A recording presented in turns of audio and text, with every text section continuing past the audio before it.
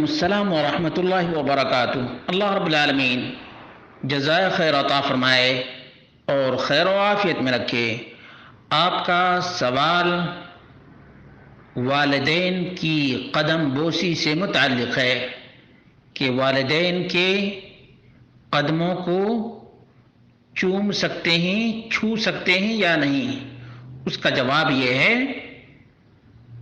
کہ یہ رعیل اول سلف صالحین کا طریقہ نہیں کہ ماں باپ کے قدموں کو چھوا جائے یا چوما جائے، بلکہ یہ غیر قوموں کی مشابہت ہے۔ اور اللہ کے رسول صلی اللہ علیہ وسلم نے فرمایا، من تشبہ بقوم فہو منہم، رواہ ابو داؤد۔ جس نے بھی کسی بھی قوم کی مشابہت اختیار کی وہ انہی میں سے ہے۔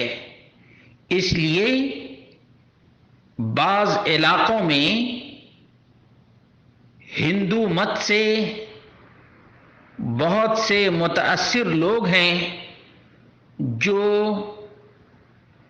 اپنے والدین کے قدم چھوتے ہیں یا نہیں چھوتے، لیکن ساس اور سسر کے قدم کو چھوتے ہیں۔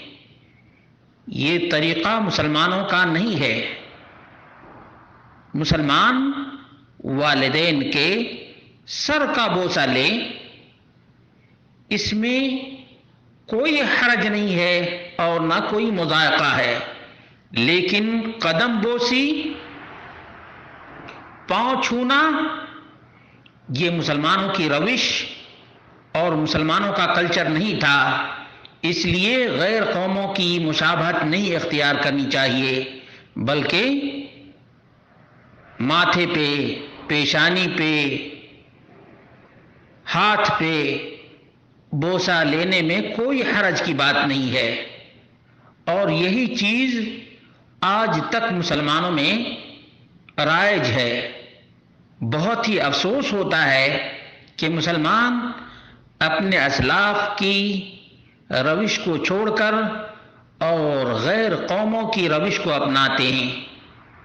حالانکہ علامہ اقبال نے کہا تھا، گنوا دی ہم نے جو اسلاف سے میراث پائی تھی، گنوا دی ہم نے جو اسلاف سے میراث پائی تھی، ثریا سے زمیں پر آسمان نے ہم کو دے مارا۔ اس لیے بت پرستوں کی اور وثن پرستوں کی مشابہت نہیں کرنی چاہیے، چاہے ماں باپ کے قدموں کا بوسہ لینا ہو یا ساس سسر کا۔ یہ طریقہ مسلمانوں کا نہیں بلکہ بت پرست قوموں کا طریقہ ہے۔ اس لیے اللہ کے بندوں اور اللہ کی بندیوں، اسلام کی روش کو اپناؤ، اسلامی کلچر کو اپناؤ اور بت پرستوں کی روش، بت پرستوں کا طریقہ چھوڑ دو۔ اللہ رب العالمین مسلمانوں کو اسلامی تعلیمات پر چلنے کی توفیق عطا فرمائے۔